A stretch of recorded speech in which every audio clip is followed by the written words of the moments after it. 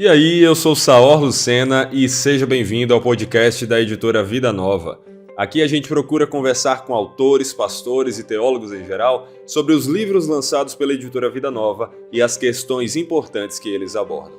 E nesse episódio do podcast nós vamos falar sobre o lançamento da Vida Nova, o livro Deus Justo e Soberano, a mensagem de Naum para a igreja de hoje, de autoria do Tiago Abdala.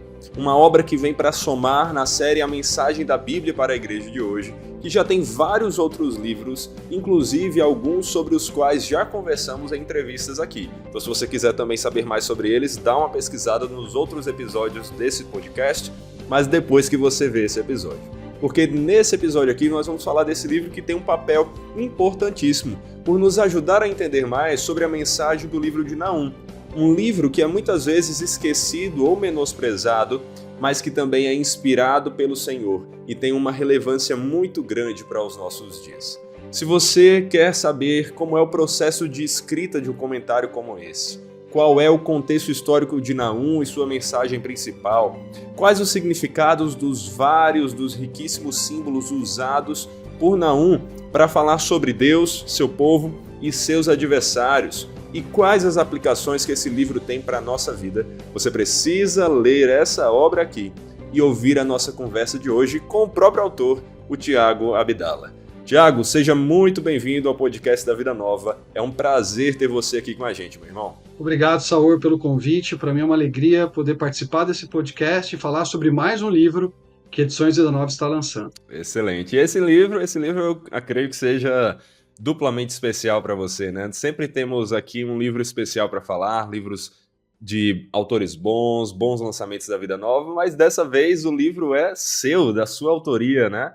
Então, começando aqui as perguntas sobre o livro, eu quero também fazer mais uma pergunta sobre você. Fala um pouquinho aí quem é Tiago Abdala, quem é o autor desse livro, se apresente mais um pouco aí para o pessoal. Já, Saor, eu sou o Tiago Abdala, eu tenho participado já de alguns episódios desse podcast da Vida Nova.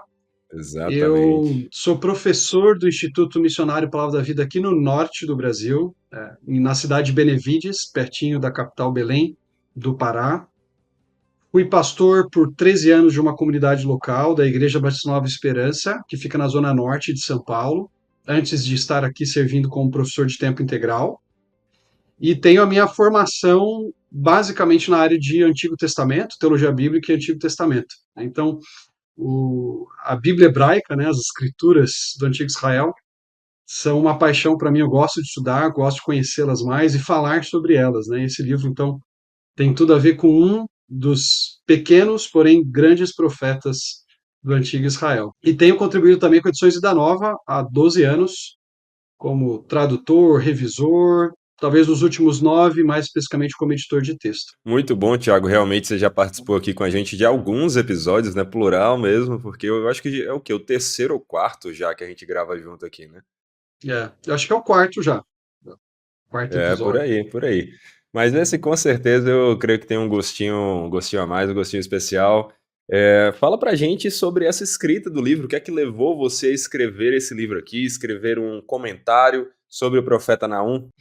Estou aqui com a minha cópia também, muito feliz de poder pegar o livro na mão, impresso. Uhum, A é história isso desse aí. livro é uma história super longa, porque ele vai durar Uhum. aí, pelo menos o processo de produção, um pouco mais de 10 anos. Eu comecei a Olha estudar, só. pois é, eu comecei a estudar o livro de Naum por volta ali do ano de 2011. Eu estava Uhum, fazendo o meu segundo mestrado, que era em Teologia e Exposição do Antigo Testamento, no Seminário Palavra da Vida, e uma das uhum. matérias era trabalhar com uma macroexposição de um livro bíblico. E óbvio Uhum. que para fazer uma macroexposição eu não ia pegar o profeta Isaías nem o livro de Salmos, né, que são grandes demais. E tem Exato. alguns profetas menores que o pessoal já prega bastante, fala bastante, né? Por exemplo, o livro de Jonas, muita Aham. gente gosta de pregar em Jonas, falar sobre Jonas. Ou o profeta Ageu, eu lembro que eu tinha um colega que tinha feito uma macro exposição do profeta Ageu, eu falei, eu vou trabalhar num outro livro também pequeno, e foi aí que eu fui para o profeta Naum, fui estudar o livro de Naum, E, Uhum. e aí fui convidado para fazer uma série de exposições numa uma semana teológica do Seminário Palavra da Vida, para os alunos do bacharel, e me preparando para aquelas exposições, para fazer uma macro exposição de Naum, eu fui ter contato com vários artigos acadêmicos sobre o livro, aprendi a respeito de questões literárias, retóricas que fazem parte dessa obra e de que forma Naum usa muitas expressões, muitas imagens da propaganda do antigo Império Assírio para mostrar quem é realmente o rei que governa sobre todas as coisas. Então, eu fiz essa macro exposição do livro em duas partes, foram 2 dias falando sobre Naum e depois preguei sobre um trecho de Isaías naquela semana, e continuei Uhum. trabalhando no livro. Eu preguei na minha igreja sobre Naum, na igreja que eu estava pastoreando Legal. ali na Zona Norte, e em 2022 fui convidado pela Escola Teológica Charles Spurgeon para dar uma semana inaugural, né, de semestre lá, da aula magna que eles chamam. E falei sobre o livro de Naum. Então foi uma oportunidade de Legal. expandir um pouco mais a minha pesquisa, a exposição, pensar melhor nas aplicações, né, como aplicar não apenas para o dia a dia, né, do crente de um modo geral, mas também para o seminarista ali que está se preparando para servir a Deus no ministério pastoral, o missionário. E também Uhum.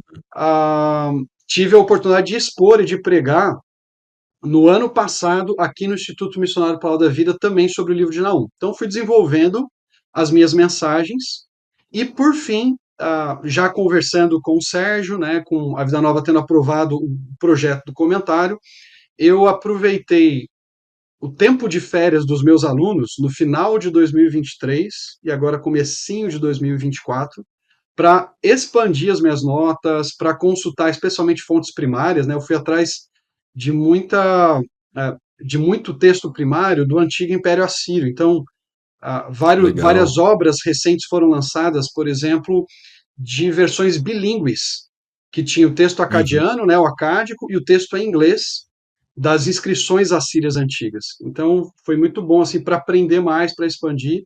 E entreguei então meu manuscrito no finalzinho de janeiro, se eu não estou errado, ou comecinho de fevereiro, para edições da nova. Essa foi a história do comentário. Muito bom, muito bom. E esse processo de escrita aí, de produção, como foi o sentar para focando assim realmente, olha, agora eu estou escrevendo um livro, né? Não é mais simplesmente uma palestra, uma pregação, mas eu estou expandindo isso aqui, inclusive, para um livro. Como foi esse processo para você? Primeiramente, foi um processo visando pregações, né? Então eu trabalhei exegeticamente com o texto, fazia as análises sintáticas, semânticas, né, de cada passagem que eu ia expor. E por fim, já trabalhando um pouco mais como um livro, eu aproveitei para trazer mais informações, especialmente histórica, né? Informação que fosse falar sobre o contexto, sobre discutir um pouco mais essa questão da autoria, de onde Naum vem, porque tem uma discussão, né, sobre a origem do profeta, onde ficaria o Cós. Então, primeiramente, teve um foco mais expositivo, à medida que eu preparava as pregações e palestras. Depois ele teve também um foco mais de pesquisa histórica que eu creio que me trouxe informações preciosas e que ajudam agora o leitor a entender um pouco mais porque Naum, por exemplo, usa a figura do leão para falar dos assírios, né? Ou porque ele compara os soldados assírios a mulheres na guerra, né? São imagens que para nós soam estranhas, mas entendendo um pouquinho mais o contexto histórico, isso fica claro e tem um impacto muito profundo naquela audiência original que estava escutando as palavras de Naum, mas também agora para nós, quando nós entendemos de que forma os assírios usavam essas mesmas expressões para falar sobre os seus inimigos. Muito bom. E o seu comentário, ele faz parte aqui de uma série de comentários da Vida Nova, não é verdade?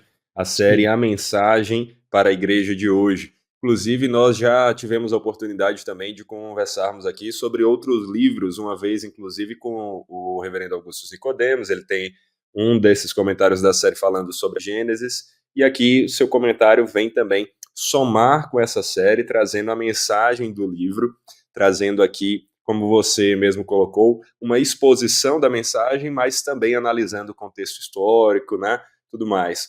Aqui, se a gente fosse tentar categorizar que tipo de comentário é esse no nível de exegese, a exposição mais devocional? Como você o definiria? Essa foi uma pergunta que me fizeram, Saúl, né? Esse comentário ele era mais devocional, se ele era expositivo, se ele é exegético. Esse comentário ele é Uhum, primariamente expositivo, então ele vai trabalhar com o certo. fluxo do argumento do autor, ao mesmo tempo Uhum, em que ele vai separar as seções do trecho que ele está expondo, não necessariamente numa sequência de versículo por versículo. Eu vou comentar cada versículo, mas, por exemplo, quando eu exponho na 1, 2, de 1 a 10, eu focalizo primeiro a parte do juízo e depois eu falo da esperança. Então você tem na uhum, 1, 2, de 1 a 10, no versículo 1, você tem a introdução do ataque que os inimigos vão trazer sobre Nínive. De repente, na 1 uhum, para, e em 2:2 ele fala sobre a esperança. Deus vai restaurar a glória de Jacó, ele vai restaurar a glória de Israel. Aí ele fecha o parênteses e volta para falar do ataque do processo de conquista de Nínive, dos versículos 3 até o 10.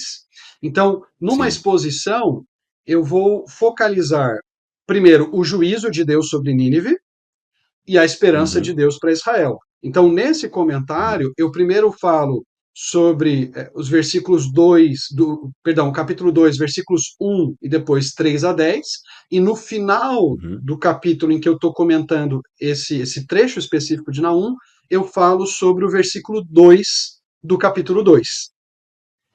Por uhum, quê? Porque o versículo 2 do capítulo 2 ele tem um foco teológico diferente, por assim dizer, ou com uma nuance diferente daquela dos versículos 1 e 3 a 10. Então, eu faço a uhum, separação, primeiro falando sobre o juízo de Deus e depois falando sobre a esperança que Deus traz para o seu povo. Então, eu diria que isso é uma uhum, característica de um comentário mais expositivo. Né? Um comentário exegético, ele vai seguindo versículo por versículo na sua apresentação do texto.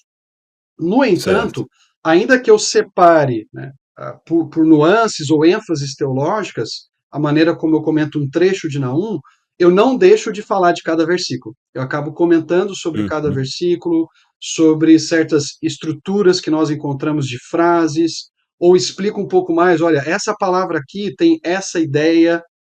Então, o que o leitor vai perceber é que esse comentário ele tem algumas características peculiares dentro da série.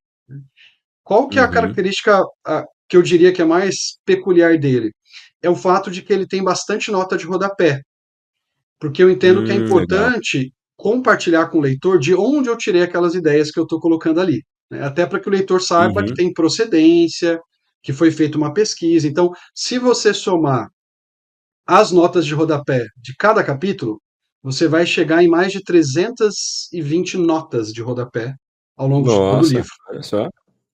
E aí eu fui E é fazer um um livro que cálculo. tem aqui um tamanho relativamente enxuto, né, ele vai Sim, fomentar aí a tudo que é preciso para essa exposição da mensagem do livro de Naum, mas é um livro aqui com um pouco mais de cerca aqui de 170 páginas, por aí, né.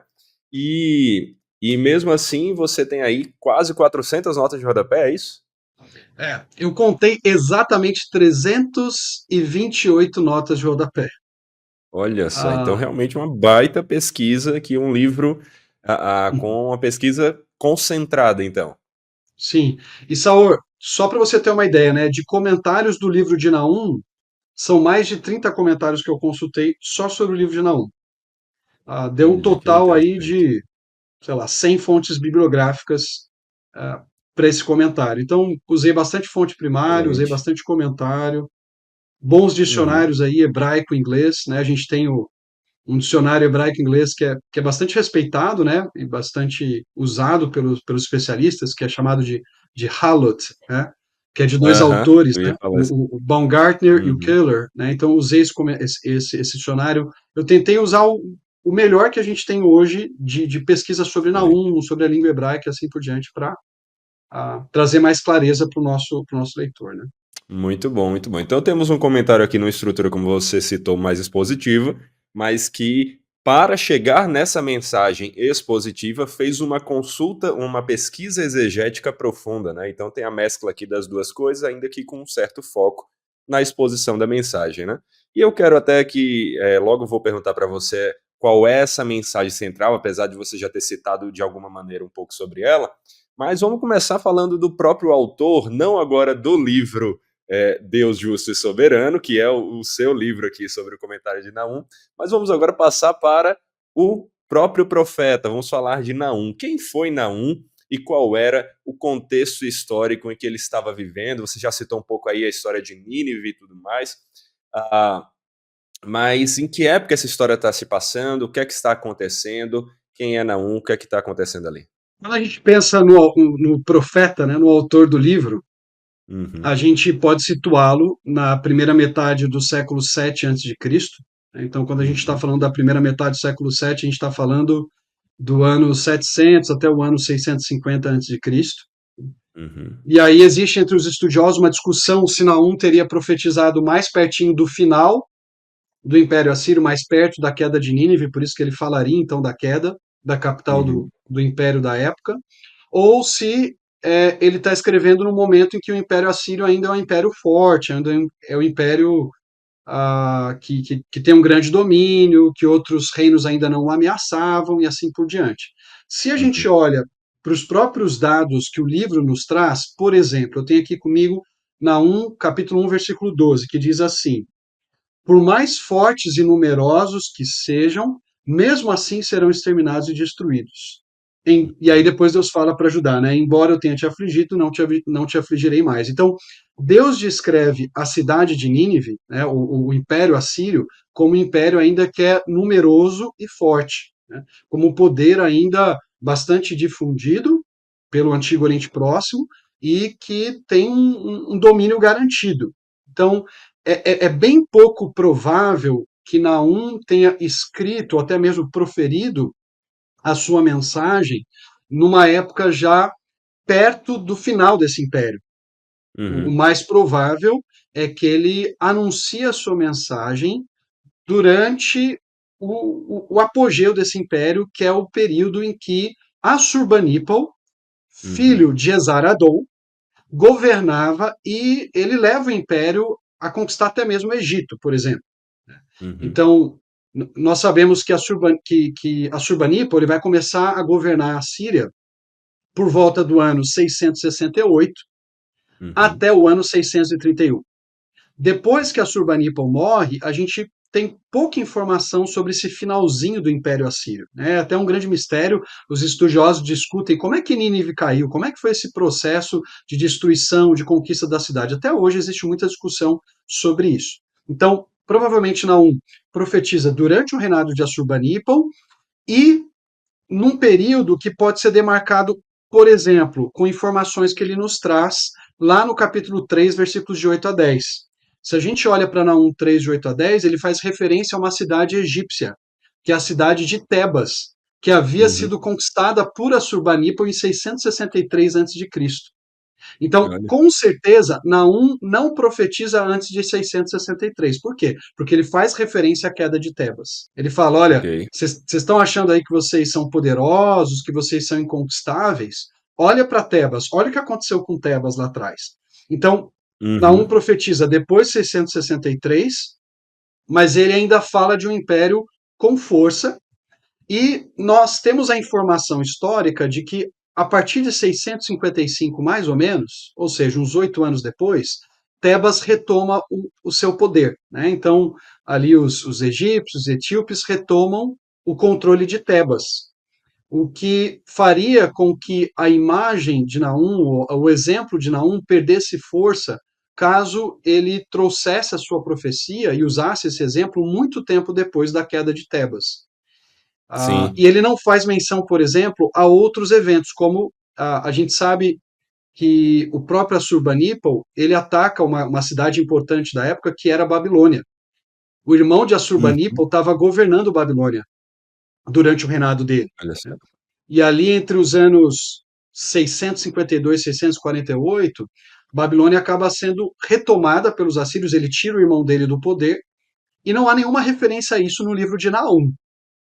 O que me faz pensar, então, que o profeta anuncia sua mensagem entre a queda de Tebas, por volta de 663, até no máximo o ano 650, quando a imagem da queda de Tebas ainda teria força, e num período em que Uhum. ainda Babilônia não teria sido destruída ou atacada pelo próprio imperador assírio, que era Assurbanipal. Então, no meu livro, eu Uhum. vou propor essa Entendi. datação aí entre 660 e 650 como o período em que Naum traz a sua mensagem. Muito interessante. E uma coisa que eu acho que também é importante a gente entender aqui é onde é que está o povo de Deus no meio dessa história, né? Onde é que está Israel, onde é que está Judá, onde é que está os reinos aí do povo do Senhor em meio ao que está acontecendo e a profecia, inclusive, do próprio profeta Naum. Judá está debaixo de um poder estrangeiro. Judá não Uhum. foi totalmente conquistada pelos assírios. O rei dessa época é Manassés, um rei terrível, o pior rei que o Uhum. Reino do Sul teve. Ele vai reinar por mais de 50 anos sobre Israel. E Sim. o povo está recebendo uma série de profecias e de anúncios de que Deus vai também trazer juízo sobre Judá, assim como já trouxe sobre o Reino do Norte. Então, Uhum. Naum vem justamente no momento em que profetas como Isaías, por exemplo, já estavam anunciando: olha, Deus vai trazer juízo sobre todas as cidades de Judá. Uhum. Isaías pergunta para Deus: Senhor, eu vou ter que anunciar esse juízo até quando?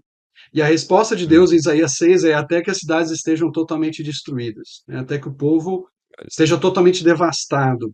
Então, nesse momento, vários judaítas começavam a se perguntar: peraí, né? Nós sabemos que Deus vai trazer juízo sobre nós por causa dos nossos pecados, por causa de Manassés.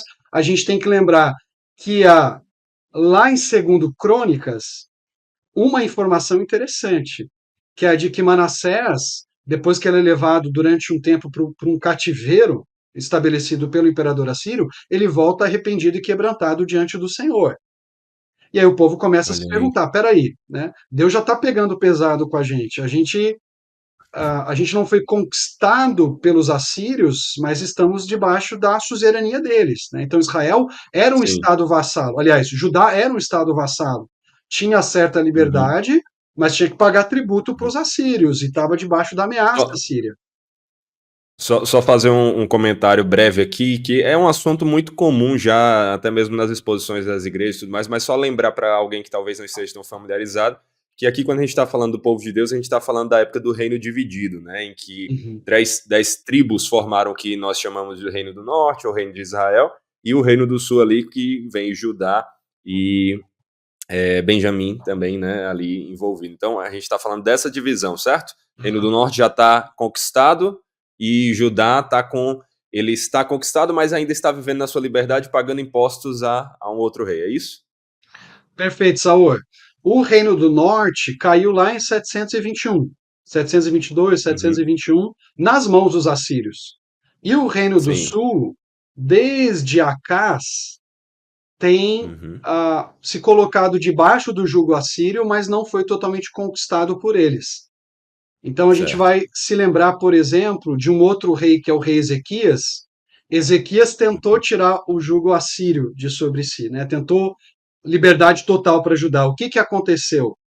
O avô de Assurbanipal é o Uhum. rei da época de Naum, o avô dele, que é Certo. Senaqueribe, vai atacar Uhum. Judá quando Ezequias Uhum. tenta ficar totalmente independente, vai atacar Judá e vai causar uma devastação em mais de 40 cidades do Reino do Sul. Então a gente tem que Olha lembrar só. que no ano 701 acontece esse ataque. 20 anos antes, os assírios já tinham vindo com tudo sobre o Reino do Norte, conquistado o Reino do Norte. Então Ezequias ficou Uhum. numa situação bastante complicada. Inclusive a gente tem um relato de como isso aconteceu lá em 2 Reis 18 e 19. A gente tem a oração de Ezequias. A gente tem a resposta de Isaías dizendo: olha, os assírios estão falando aí que eles conquistam isso e aquilo. O rei assírio vai voltar pelo mesmo caminho que ele chegou até aqui. Ele vai voltar para sua terra e nós somos informados de que Deus manda uma praga sobre o acampamento assírio e eles têm que realmente retornar para Nínive. Um detalhe interessante Uhum. aqui que vale a pena, Saúl, a gente comentar é que, paralelo a esse relato de 2 Reis 18 e 19, nós temos o chamado prisma de Senaqueribe, que fala, que conta que Senaqueribe prendeu Ezequias dentro de Jerusalém como se prende um pássaro numa gaiola. Mas ele não fala que conquistou Olha. Jerusalém, né? Batendo Aham. exatamente com aquilo que o relato bíblico já havia contado para nós. Então, o Reino do Uhum. Sul sobreviveu, mas está numa Uhum. condição de bastante instabilidade, porque não sabe a que hora os assírios vão tomá-los, ou se um outro reino virá e os conquistará, como vai acontecer futuramente quando Babilônia assume o poder. Entendi. Agora eu acho que a gente tem bastante informação já, então, para que nós aqui, principalmente os ouvintes, estejam familiarizados com a mensagem, com o que está acontecendo, para então agora nos focarmos em entender, diante de tudo isso, qual é a mensagem que Naum traz, qual é a mensagem central do tema, qual é o tema central desse livro. A partir dessa certeza de que Deus julgaria o seu povo, e da pergunta então dos judaítas daquela época, né? Eu até uso a expressão judaíta que ela é mais exata. O termo judeu Uhum. vai ser utilizado mais durante o período romano, né? Então, os judaítas estão se perguntando, Interessante. né? A gente às vezes não nota isso, né? Mas os estudiosos fazem essa diferenciação entre judaítas e judeus. E eles vão se perguntar quando é que Deus vai trazer juízo, né? E a resposta de Naum está justamente na mensagem do seu livro. A mensagem do seu livro, eu destaquei aqui, está na página 17 do comentário, inclusive, eu faço um resumo, é a seguinte: Deus, como justo soberano do universo e da história, manifesta sua ira de forma concreta, proporcional e definitiva contra os ímpios e concede salvação e segurança aos que nele confiam. Então, o livro de Naum é um livro que vai falar sobre um Deus plenamente justo, um Deus que faz justiça total, que faz justiça concreta, que faz justiça proporcional. Tanto que várias imagens que os imperadores assírios usavam para falar daquilo que eles colocaram sobre os seus inimigos, daquilo que eles praticaram contra os seus inimigos, Deus agora usa para falar sobre aquilo que ele vai falar, vai fazer ou vai realizar com os assírios. Para falar, olha, a minha justiça é proporcional. É o que a gente chama na literatura de justiça poética, certo? A punição, ela é equivalente ao crime. Mas também é uma justiça concreta. Deus faz justiça na história. A cidade de Nínive vai cair. Inimigos virão conquistá-la. E ela é definitiva, porque o texto diz para nós, no final do livro de Naum, capítulo 3, versículo 19, que não há cura para a tua ferida, tua chaga é grave, todos os que ouvirem da tua fama baterão palmas por ti, pois quem não havia sofrido, não tem sofrido por causa da tua maldade. Então agora a Síria vai cair, mas vai cair de maneira definitiva, eles não vão se levantar mais. Então não está dizendo, Deus é um Deus justo. Deus é um Deus que não permite que o ímpio continue praticando a sua maldade sem um fim, sem um limite. Deus vai colocar limite em tudo isso. Deus vai colocar um fim a essa maldade dos assírios, e esse fim que Deus trará para os assírios implicará salvação para os judaítas, implicará libertação, implicará alívio, que em alguma medida o povo da época de Naum e um pouco depois experimenta sob o reinado de Josias. Então é interessante, né? A gente tem aquela mensagem do versículo 15 do capítulo 1 que diz: os pés do que traz boas novas, do que anuncia a paz, estão sobre os montes. Ó Judá, celebra as tuas festas, cumpre os teus votos, porque nunca mais o ímpio te invadirá, ele será completamente destruído. Então, ao falar do juízo de Deus sobre os ímpios, ele também fala sobre a salvação que Deus traz para os justos, para o seu povo. E essa mensagem do capítulo 1, versículo 15, vai além do período de Josias, né? Porque em Josias realmente há um certo alívio. Josias já é do período ali final assírio e depois vem os babilônios. Judá tem uma certa liberdade, volta a cultuar no templo, né? Volta a celebrar suas festas.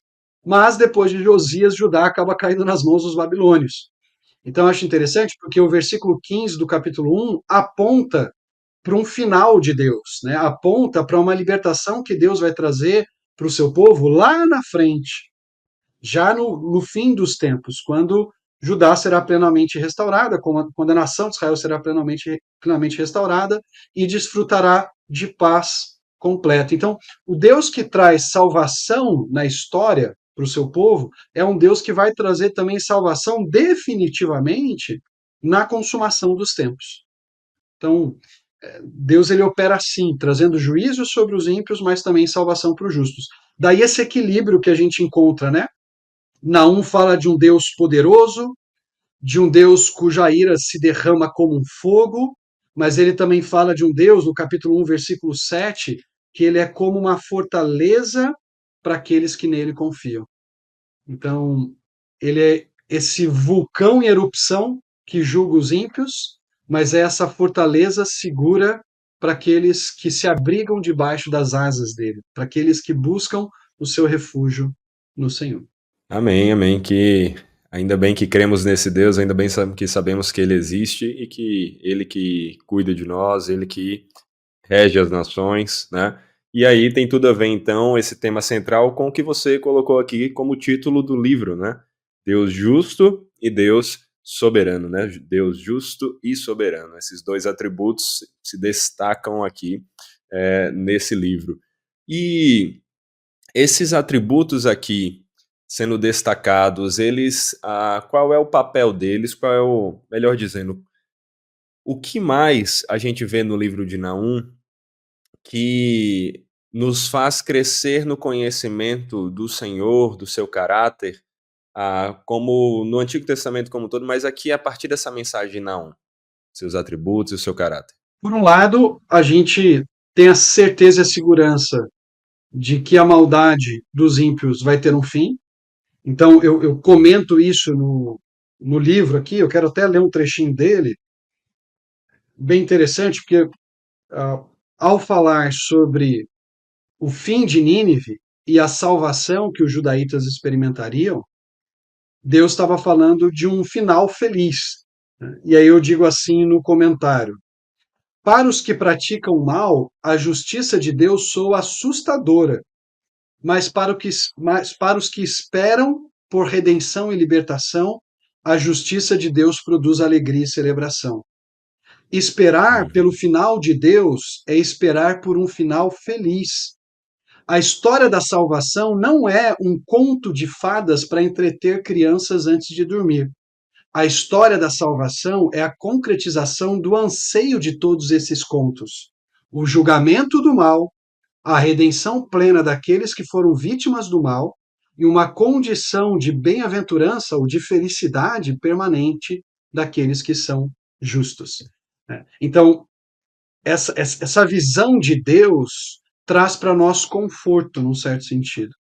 Quando a Uhum. gente olha para a corrupção política do nosso país, quando a gente olha talvez para os ímpios que prosperam, né? Aquela questão do Salmo 73, poxa, eu estou aqui, sou uma pessoa justa, ou procuro ser justo, mas estou numa situação financeira apertada, meus amigos zombam de mim, minha família me despreza porque eu sou cristão. Quando é que Deus vai fazer justiça afinal? E o salmista, lá no capítulo 73, vai dizer: olha, os meus pés quase resvalaram quando eu vi a prosperidade dos ímpios, né? E aí não vai dizer, não, não, Deus vai colocar um fim a tudo isso, né? Deus vai fazer justiça no tempo dele. E isso vai implicar uma salvação definitiva para todos nós. Essa é uma esperança que percorre as escrituras. Se a gente vai para o livro Uhum. de Apocalipse, a gente tem ali no final do livro a declaração de que Deus vai enxugar cada uma das nossas lágrimas. Porque no novos céus, na nova terra, não vai haver mais dor, não vai haver mais tristeza, não vai haver mais sofrimento. Então, o livro de Naum é um livro que aponta para essa redenção final de Deus também, sabe, Saul? Que nos traz conforto e Uhum. tranquilidade. Em meio ao caos, à insegurança que às vezes a gente vive, às dificuldades que a gente passa, a gente sabe que a história do povo de Deus tem um final feliz. Porque o nosso Deus é um Deus de poder, o nosso Deus é um Deus de majestade. Muito bom. E quando a gente olha para tudo isso, como é que a gente vê? Porque você está falando aí tanto de um aspecto de justiça, e aqui também, em algum grau, condenação, por exemplo, para Nínive, mas ao mesmo tempo você está falando de esperança, né? Uhum. E como é que o livro de Naum equilibra essas duas mensagens que parecem, muitas vezes, tão diametralmente opostas? Ele faz isso mostrando que não é possível haver salvação sem que o juízo aconteça também. Porque às vezes a gente olha para a salvação e para juízo como coisas opostas. Mas, na verdade, salvação e juízo são dois lados de uma mesma moeda. Eu vou inclusive mencionar isso num trecho do livro, quando eu remeto ao Salmo de número 7. O Salmo de número 7 vai falar que Deus ele é um juiz dos ímpios, mas ele é aquele que traz salvação para os justos, né? Porque traz alívio para os justos, né? Imagina, se Deus não julga os ímpios, quando é que os justos vão experimentar alívio?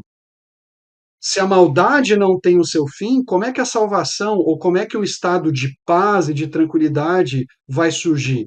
É necessário que o mal seja aniquilado, num certo sentido, né, ou seja, destruído. Óbvio, né, que a Bíblia fala inclusive de uma destruição eterna, né, de um castigo eterno para os ímpios no futuro, mas é necessário que esses ímpios sejam punidos e o seu fim seja, e o seu pecado, a sua maldade seja totalmente interrompida, para que agora um estado de paz e de tranquilidade comece para os justos, né? Então, Naum vai mostrar isso, de que é impossível haver paz e justiça se o mal não é tratado de maneira definitiva e proporcional. Às vezes a gente pensa na ideia de paz como algo que tem a ver com o meu conforto, né, com a minha tranquilidade. Mas o Antigo Testamento usa o conceito de shalom para falar de um bem-estar geral. E esse bem-estar geral só é possível quando aqueles que governam ou que lideram são pessoas íntegras e justas. E os assírios não eram assim. Daí a necessidade de julgá-los para finalmente trazer paz para o povo de Deus. E aí, Saur, se você me permite, a gente pode fazer conexões, por exemplo, né, com outros profetas. A gente pode pensar em Isaías. Isaías vai falar de um príncipe, né, de um sar, de um príncipe, é o termo hebraico aí, é o termo sar, que é o sar hashalom, né, é o príncipe da paz, que vai estabelecer um governo de justiça e de equidade para todos, né? Então, a esperança de Israel, no final das contas, tá nesse governante futuro que Deus trará e que vai promover a justiça sobre toda a terra. Não apenas sobre Israel, mas sobre todas as nações. Então, esse é o quadro futuro ideal, né? Só que para que esse quadro futuro ideal ocorra, é necessário que a justiça contra a impiedade também seja totalmente executada. Senão, Deus não vai ser Sim, plenamente justo, né? Ele precisa lidar sim. com o mal, especialmente com o mal que é obstinado, né? Que persiste no seu erro e que não se dobra diante do governo de Deus. Sim, sim. Isso aqui eu acho que tem a ver com, inclusive, muito do que a gente fala da mensagem do evangelho quando a gente vai Uhum. anunciar para outras pessoas e tudo mais. Eu lembro que um dos primeiros versículos que eu memorizei para usar na evangelização foi Naum 3, né? Deus é tardio em irar-se, mas grande poder e jamais Uhum. inocente o culpado. Porque mostra justamente isso aí, né? Mostra que Deus, ele oferece a misericórdia, ele oferece o perdão, mas se a iniquidade permanece, se a dureza permanece, ele vem para fazer justiça e ele vem como esse justo e soberano que você está destacando aqui para a gente, né? E quando a gente menciona a questão das impiedades de Nínive, da Síria, da sua maldade, a gente vê tanta coisa, né? Eu lembro que na escola mesmo, quando a gente estava estudando história geral, a gente ouvia sobre como eram as práticas dos assírios ao conquistarem os seus povos, né? Os povos inimigos para eles. E quantas coisas terríveis assim tinham, né? Você poderia inclusive citar um pouco dessa questão contextual do que é que a Síria estava fazendo, por que é que Deus decide trazer julgamento sobre a Síria, sobre Nínive, o que é que ele estava fazendo de tão ruim assim, né? Uhum. Eu menciono algumas dessas maldades ao longo do comentário. Ah, por exemplo, os assírios eles gostavam de se gabar dos saques que eles praticavam contra os seus inimigos. Então você vai pegar Uhum. relatos de Senaqueribe, você vai pegar relatos de Esaradom, você vai pegar relatos do próprio Assurbanipal, que era o imperador da época de Naum. Eles falam: olha, eu saqueei tal cidade, eu peguei a prata, eu peguei o ouro. Eles gostavam de contar vantagem, por exemplo, quando arrancavam as cabeças dos seus inimigos, né? Tem inclusive uma imagem muito interessante num desses relevos assírios, em que você tem o imperador assírio se banqueteando junto com a sua esposa, e você tem árvores ao redor desse banquete. Numa dessas árvores está pendurada a cabeça de um inimigo. Então eles gostavam de Nossa. arrancar as cabeças, amontoar as cabeças. Você tem, inclusive, relatos nas inscrições assírias de que, por exemplo, o imperador assírio ele amontoou cabeças diante das ruínas de uma cidade que ele destruiu. Eles contam Nossa. diversas vezes que eles esfolavam os seus inimigos, arrancavam a pele enquanto os inimigos ainda estavam vivos, né? Praticavam o empalamento, ou a empalação, né? Eles Uhum. empalavam os seus inimigos, e se você não sabe o que era empalar, você pode procurar depois no Google, aí você tem, inclusive, imagens desse processo que eles praticavam e que eles Terrível. deixavam registrados, certo? Então, era um Sim, império extremamente cruel. Os assírios sim. eram muito cruéis. E Deus, então, Uhum. vai ah, retratar, por exemplo, no capítulo 2, ele trazendo inimigos que vão também destruir aquela cidade de uma maneira muito violenta, muito cruel, para Sim, mostrar, olha, Deus sim, vai dar um fim nessa crueldade, e esse fim ele vai ser muito justo, ele vai ser muito proporcional àquilo que vocês sim, praticaram, né? Ah, sim.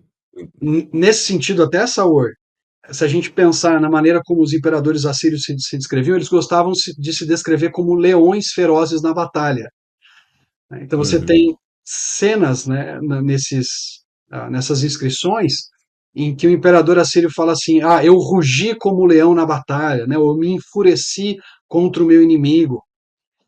E, por outro lado, além de se descreverem como leões, eles gostavam de se descrever como caçadores de leões. Então, Olha Assurbanipal, só. que era o imperador da época de Naum, ele conta várias vezes de caças aos leões que ele praticou, de leões que ele matou, né? Então ele fala assim: eu peguei o leão pela Uhum. juba e enfiei a minha lança nele, né? Ou eu peguei o leão pela Uhum. orelha e o matei. E você tem nos relevos assírios do palácio de Assurbanipal, inclusive, cenas em que ele está pegando o leão e está matando aquele leão. A Olha ideia só. básica é: eu preciso proteger o meu povo dos leões, porque os leões eram extremamente perigosos e eles eram Uhum. bastante comuns naquela região ali do Rio Tigre, que era a região mais próxima de Nínive, mas também por toda a região do Eufrates, né? A Assíria cobria o norte da Mesopotâmia, envolvia esses dois rios, né? Tanto o Eufrates quanto o Tigre, mas a capital estava mais perto, mais próxima de um desses rios. Então você tinha, especialmente com o Uhum. crescimento de arbustos, com as chuvas, né, o crescimento da vegetação, lugar ideal para esses leões se esconderem e caçarem as suas presas. Então, muitas Olha aí. vezes, o rei se retratava como um caçador de leões, como aquele que trazia paz, que trazia segurança para o seu povo, Uhum. como aquele que protegia o seu povo e o rebanho do seu povo do ataque dos leões. O que é mais Uhum. irônico agora é que quando a gente chega no capítulo 2 de Naum, em vez de Assurbanipal ser o caçador de leões, ele se torna o leão caçado. Olha que interessante, eu estou aqui Nossa. com um trechinho de Naum 2, de 11 a 13, olha o que o texto diz. Onde está agora a toca dos leões e a habitação dos leões fortes, onde o leão, a leoa e o filhote de leão andavam sem que ninguém os espantasse? O leão caçava o que bastava para os seus filhotes, estrangulava a presa para suas leoas e enchia as suas cavernas de presas e as suas tocas de rapina. Coloco-me contra ti, diz o Senhor dos Exércitos. Queimarei os teus carros no fogo, e a espada devorará os teus leões fortes. E exterminarei da terra a tua presa, e não se ouvirá mais a voz dos teus embaixadores. Então, a Uau. pergunta retórica de Naum é: onde está agora a Toca dos Leões? A Toca dos Leões aqui representando Uhum. a própria capital do império, a Sim, cidade de Nínive, né? Cadê ela? Ela foi sim. totalmente destruída. Deus vai acabar com os leões. Deus vai destruir os Uhum. leões e eles não vão mais poder saquear as nações, né, que são as presas que são descritas aqui. E o que é muito legal, Saul, é que a gente tem aqui a imagem do mensageiro, do embaixador. No final do Uhum. versículo 13, o texto diz assim: não se ouvirá mais a voz dos teus embaixadores, né? Literalmente dos teus mensageiros. A mesma Uhum. palavra hebraica vai aparecer no final do capítulo 1, quando diz: os pés do que traz boas novas, do que anuncia paz, Uhum. estão sobre os montes. Ó Judá, celebra as tuas festas. Então, você tem Uhum. mensageiro no final do capítulo 1 anunciando a paz para Judá. E você tem a Uhum. ausência de mensageiros no final do capítulo 2, porque não tem Que ninguém, contraste. exatamente em contraste, para contar a notícia de que Nínive foi destruída. Então, Olha tem só. esses jogos de palavras que Naum faz que são muito interessantes. Até mesmo com o próprio nome do profeta. A gente acabou não. Eu falei mais sobre a questão da Sim. localização, da data e tal, mas Nahum significa consolo ou Deus consola. Alguns vão dizer que, inclusive, a ideia aqui é do passivo, né? O consolado. E é possível que os Hum. pais de Naum tenham dado esse nome para ele, porque ele, de alguma forma, trouxe consolo para os seus pais, trouxe conforto para os seus pais. Olha Porém, aí. Naum é também aquele que traz consolo e conforto para o povo de Deus, ao saber que o ímpio não vai continuar de maneira desenfreada praticando a sua maldade. Deus vai colocar um fim e vai trazer salvação para os seus eleitos. O mesmo Amém. verbo, né, ou, aliás, o verbo da mesma raiz do nome Nahum é usado no capítulo 3, versículo 7, quando o profeta pergunta aqui: quem terá compaixão dela? De onde trarei consoladores para ti? Não tem ninguém para consolar Nínive, mas a mensagem de Naum é um consolo para o povo de Deus, de que o Senhor é o verdadeiro soberano e de que ele faz justiça na história. Deus se descreve como esse grande soberano no livro de Naum, usando inclusive imagens que os imperadores assírios aplicavam a si mesmos. Então o que Naum está Uhum. falando é: não acreditem na propaganda assíria. Os reis assírios falam que eles pisam os picos das montanhas, mas quem pisa os picos das montanhas é o Senhor, o nosso Deus. Os imperadores Uhum. assírios falam que eles destroem os seus inimigos como um dilúvio, mas aí o versículo 5, versículo 6 vai dizer que o Senhor, né, o versículo 8 do capítulo 1 também, que o Senhor é como um dilúvio que vai destruir o lugar dela, né, que vai destruir a Uhum. localização de Nínive, que é a capital do Império Assírio. Então, na verdade, o grande soberano do universo, né, ou soberano dos quatro cantos da terra, os reis assírios vira e mexe usavam essa expressão, né? Eu sou o rei dos quatro cantos da terra, ou sou o rei dos quatro cantos do universo. Não vai dizer, não, o Senhor Uhum. é o rei dos quatro cantos do universo. E é esse Senhor Olha que aí. vocês devem temer, e é esse Senhor que os judaítas devem confiar. Eles não devem temer os assírios, porque só tem um grande soberano, que é o Senhor, o Deus de Israel. Muito interessante, muito interessante a quantidade de símbolos que são utilizados num livro tão pequeno, mas com tantas mensagens, inclusive pegando símbolos que eram usados pelo povo inimigo para ressignificá-los, mostrando quem é que era o verdadeiro Uhum, soberano, quem é que estava no domínio de tudo, né? uhum. Então Invertendo as é imagens, muito né? interessante isso. Exatamente, exatamente. Muito bom. E quando a gente olha para esse livro e a gente vê a nossa atualidade, quais as aplicações que nós podemos tirar de um livro ali do sétimo século, sexto século antes de Uhum. Cristo, para nós hoje, do século XXI, como nós podemos aplicar essa mensagem de justiça e também de esperança para a época em que vivemos? No final do livro, o último capítulo ele vai tratar do capítulo 3 de Naum, dos versículos 11 até o versículo 19, né? O versículo 19 é o último do livro, 3:19. E o 3:19 vai descrever os assírios como um doente terminal. Inclusive, a gente está falando sobre comentário expositivo, né? Como é que eu divido os pontos do capítulo 3? Então, eu divido os pontos do capítulo 3 como, né? Especialmente na segunda parte do capítulo desse trecho, eu divido assim: 3 de 15 a 17, gafanhotos fujões. Depois, 3:18, pastores dorminhocos, porque nobres assírios são descritos como pastores que estão dormindo, em vez de cuidar do rebanho, né, e as ovelhas estão dispersas, que a própria nação assíria.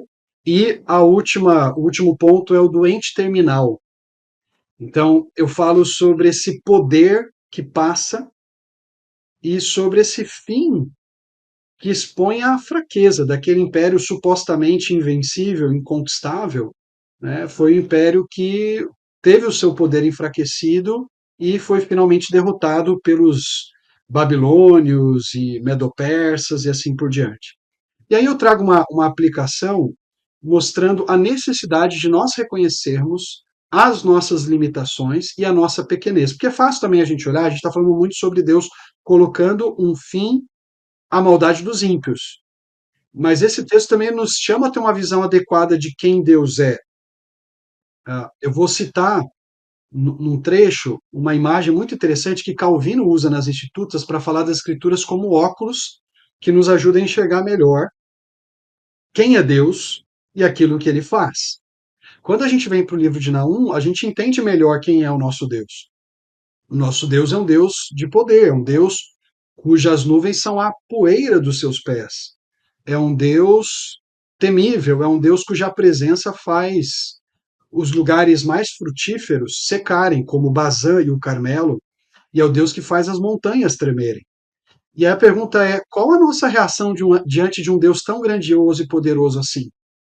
Às vezes as pessoas tratam Deus como se fosse aquele cara lá de cima, como uma antiga apresentadora de programa de criança dizia, né? O cara lá de cima. Deus não é o cara lá de cima.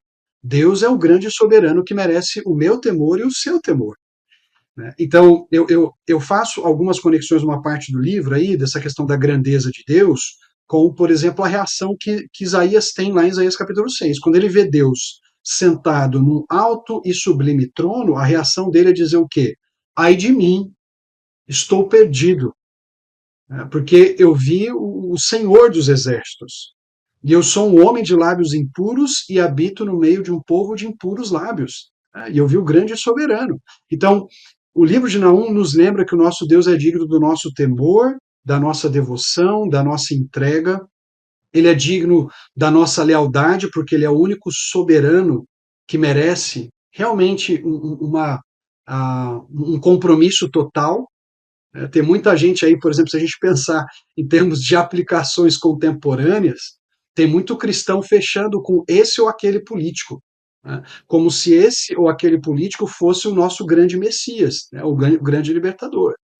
Mas o que a Bíblia nos lembra muitas vezes é que os príncipes não passam de meros mortais e que só o Senhor é digno da nossa entrega total e da nossa confiança total. No final, eu vou fazer então um link com o Evangelho, quando eu falo dessa Assíria enfraquecida e doente. E me permita ler um parágrafozinho aqui, Saur, que faz essa conexão, né? Naum nos ensina que, como apenas os doentes precisam de um médico, somente aqueles cuja autoconfiança nas questões supremas da vida foi abalada se voltarão para Deus e encontrarão libertação da culpa e do poder do pecado. Cada um de nós precisa lidar com um Deus que transcende todas as categorias e padrões humanos. Alguém pode ser poderoso, inteligente e imune a críticas ou ataques no nível humano, mas a habilidade ou a realização humana não tem importância aos olhos do Deus a quem cada um deve prestar contas. Muito mais do que na zombaria de Naum, as realidades do Evangelho invertem o mundo como vemos naturalmente. E nosso bem-estar em todos os sentidos depende de nos vermos em relação a Deus nos termos das Escrituras, em vez de persistirmos confiantes em nossa autonomia e independência. O Evangelho é esse Evangelho que rompe com os padrões humanos de poder e de autossuficiência e que nos mostra que nós somos fracos, assim como os assírios, que por trás de toda aquela capa de poder não passavam de mais um império que logo desapareceria. Todos nós somos fracos e frágeis. E nós só encontraremos, de fato, a força e a sabedoria por meio daquilo que o mundo considera fraqueza e loucura, que é a cruz de Cristo Jesus. Então, Naum, no certo sentido, nos aponta para a cruz. Não é na força humana que está a nossa salvação, A nossa salvação está no ato de loucura e insensatez aos olhos humanos, que é a cruz de Cristo, que na verdade revela para nós o poder de Deus e a sabedoria do nosso grande Rei e Senhor dos quatro cantos do universo, que é o Criador de céus e terra. Amém, amém. Meu irmão, que história fantástica que nós percebemos aqui nesse livro que foi inspirado pelo Senhor, um profeta que traz aqui numa curta mensagem, uma mensagem tão poderosa, mostrando ali a justiça de Deus, a soberania de Deus, o cuidado de Deus também com o seu povo, e tudo isso, né? Tudo tão importante para nós. E aqui, quando a gente fala disso tudo, eu quero terminar com uma pergunta. Quem você recomenda ler esse livro aqui? Esse é um livro escrito para pastores, simplesmente, ou outras pessoas podem se beneficiar da leitura para, inclusive, crescer aqui num conhecimento mais prático e devocional desse livro para as suas vidas? Saor, eu recomendaria para todo cristão que quer conhecer melhor o livro de Naum, estudá-lo, fazer suas devocionais nele. Eu acho que esse comentário aqui ele é um bom guia, porque ao mesmo tempo que ele tem bastante informação exegética, né, e tem as notas de rodapé e tudo mais, eu escrevo de uma maneira que seja, pelo menos eu busquei fazer isso, que seja acessível na sua linguagem. Então, o leitor vai perceber que, especialmente a parte expositiva, depois de cada capítulo, né, ou no final, melhor dizendo, de cada capítulo, tem as chamadas notas exegéticas, que aí é um estudo um pouco Uhum. mais aprofundado de questões históricas, sintáticas e tudo mais. Mas o fluxo do capítulo, em geral, ele é bastante acessível, ele tem bastante ilustrações, ele tem bastante aplicação. Então, eu acho que vai edificar a vida de cada crente que quer conhecer melhor esse profeta tão esquecido muitas vezes por nós, mas que tem uma mensagem Verdade. tão preciosa para o povo de Deus hoje, tão relevante. Ela continua bastante atual para nós, né? Então, eu recomendaria para todo cristão, mas também eu encorajaria pastores, professores de escola bíblica, a lerem, a interagirem com esse livro e usarem esse livro na preparação das suas aulas, dos seus estudos sobre o livro de Naum. Até um desafio interessante, estudar alguns profetas menores usando a série, a mensagem da Bíblia para a igreja de hoje. Né? Porque a gente tem, por Uhum. exemplo, o comentário de Amós, a gente tem o comentário de Malaquias, né? Os dois textos foram produzidos pelo Augusto Nicodemos Lopes, e tem agora também mais um profeta menor aqui, ó, a mensagem de É Naum isso aí. para a igreja de hoje. Então, esse é o meu encorajamento, que vocês usem esse livro, seja para o seu tempo devocional, seja para a preparação de estudos e de pregações na igreja local. Excelente. Tiago, muito obrigado por mais essa participação, essa aqui duplamente especial, né? Falando desse livro aí que você foi usado pelo Senhor para trazer para a gente. A gente agradece por esse tempo de conversa e agradeço também por esse livro aqui, que eu tenho certeza que vai ser bênção na vida de muitas pessoas. Então, obrigado por essa participação. Muito obrigado, Saur. Para mim é uma alegria. Foi bastante desafiador e edificante produzir o livro, e eu espero que também seja bastante edificante para as pessoas que lerem conhecer um pouco mais da palavra de Deus, especial o livro de Naum. Bênção. Você aí de casa que ouviu essa conversa, ficou interessado em aprender mais sobre esse livro, aqui no livro você vai ter muito mais informações. A gente não tem no podcast o objetivo de sermos exaustivos, nem teríamos como. Mas no livro aqui você vai ter mais informações sobre esses símbolos riquíssimos que Naum utiliza para falar da mensagem de Deus, fazer contrastes com como era que o povo assírio entendia o seu poder e mostrar aqui que Deus é justo e soberano. Então fica a recomendação para você. Quer aprender mais sobre esse livro? Quer ver a relevância dele, inclusive para os nossos dias? Leia o livro Deus Justo e Soberano, da série A Mensagem da Bíblia para a Igreja de hoje, aqui com a mensagem de Naum, que você com certeza vai ser edificado. E se você tem gostado das nossas conversas, também não esqueça de se inscrever aqui na sua principal plataforma de podcast. Se você está nos ouvindo em versão em áudio, saiba que nós temos também a versão em vídeo no YouTube. E se você está nos ouvindo no YouTube, saiba que nós temos também a versão em áudio para você ouvir nas diversas ocasiões da vida, quem sabe no trânsito, quem sabe fazendo alguma coisa. Que você escolha a sua principal plataforma, se inscreva e também recomende para outras pessoas. É isso aí, até a próxima, valeu!